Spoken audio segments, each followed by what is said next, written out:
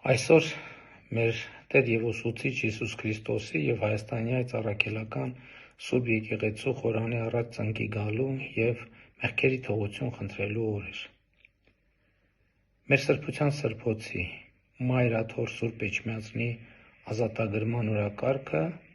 նախ և առաջ մեծապես և առաջին հերթին նորոգման օրակարգ է։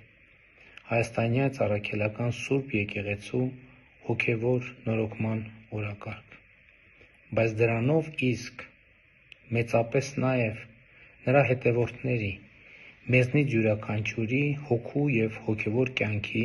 նորոգման օրակարգ։ Ես առաջին հերթին խոսում եմ իմ մասին և այսօրվա պատարագը ինձ համար իմ հոգու և հոգևոր կյանքի նորոգման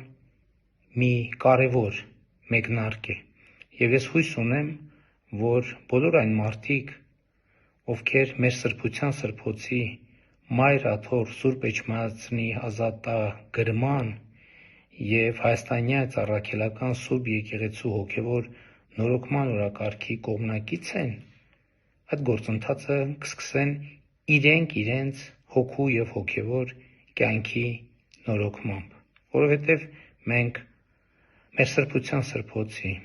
Մայրաթոր Սուրբ Էջմիածնի ազատագրման և Հայաստանի Հայ Առաքելական Սուրբ Եկեղեցու նորոգման ճանապարհին պետք է արժանի լինենք մեր սրբության սրբոցին, Մայրաթոր Սուրբ Էջմիածնին։